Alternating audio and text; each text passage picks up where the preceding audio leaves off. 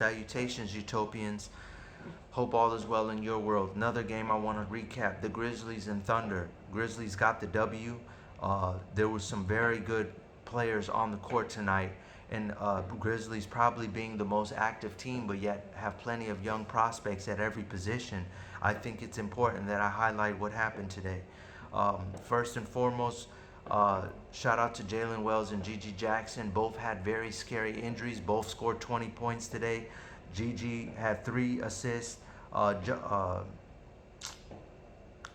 sorry. Jaylen Wells had 3 assists, which is if you're trying to figure out where he's going to get minutes next year with the addition of Ty Jerome, who's came so close to getting Sixth Man of the Year, point guard back up to Ja is going to be key. They let go of their Japanese sensation Yuru. He's signing with the Bulls. He should be on the Bulls summer league roster. Scottie Pippen Jr. still on that roster. He was very much a surprise last year. Got a multi-year extension, if I'm not mistaken. So that's going to be kind of where he dances from, because they got KCP, Caldwell Pope, and the Desmond Bain trade, along with Ty Jerome. Then at small forward, you got Jacksin, Aldama, and there's one more I can't remember at the moment, but they're loaded, and so expect him to have to fight and claw to get minutes. Today he showed good promise: 20 points, 4 rebounds, 3 assists. GG had no assists and 3 rebounds. But the most important thing, he looked explosive. He looked like he could plant coming off that foot injury. That's what you needed to see tonight. Wish we could have got a preview of Zach Edey. He will be missing a good part of the first half of the year. Speaking of that, the Grizzlies today also added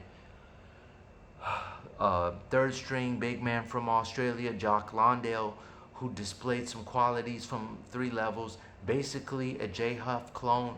Both guys would have been great candidates for the Lakers for the backup job. Looking more and more like by the day the Lakers are going to go forward with Jackson Hayes. Those were the 2 key standouts and performers, though, for the Grizzlies. Realistically, guys who are going to get minutes. This is why I'm not going to cover the Lakers or the Warriors, because neither team really is going to be playing any of those guys that are on their summer league team. So don't expect it from me. The other thing I want to highlight, despite the loss by the Thunder, Nikola Topic. This is the big money conversation.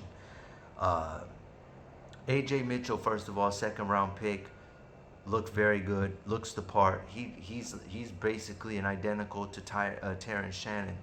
Nikola Topic, explosive guy, missed all of last year. He's in that, speaking of Ty Jerome, Christian Braun, crazy athletic guys when he's healthy.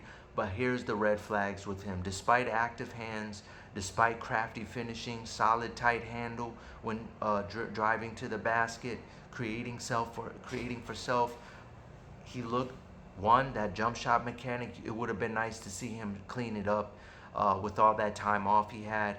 Looked very skeptical to me. He looks like a guy, but hey, I mean, every time I watch Lou Dort shoot, and he was shooting things up, I think he was shooting north of 40 in the finals. But he looks very nerve-wracking to witness. You know, when you're on the court with Shea and Jaylen Williams, you only get so many looks, and you got to capitalize. That leads me to my next point. It kind of gives, like, 1 minute you're thinking former OKC great Kevin Martin, but then there's times where I'm like, he might have the same obstacles that Josh Giddey had before the Thunder had to part ways with him and get themselves legendary Alex Caruso. You're damn right I'm calling him a legend.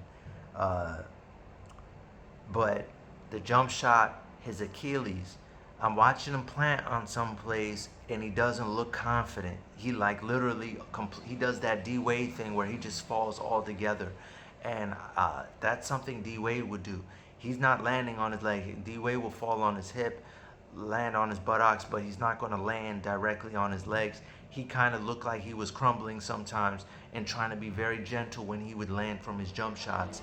That's something to watch out for. But he's a great, in the last but not least, I mentioned Giddey, but he's quite polar opposite from Giddey from the playmaking standpoint. Didn't really see him do a lot of facilitating for anyone else, and that's going to be another key way for him to get on the court. Right now, Ajay Mitchell, to me, edged him out if it's a depth chart battle. And I think the best thing for him is he just continues to rehab. I don't see him getting significant minutes, long story short, to start the season with the Thunder, especially with the vast depth that they have on that roster. All right, Utopians, hope I was informative. I'll try to do better next time. Global, out.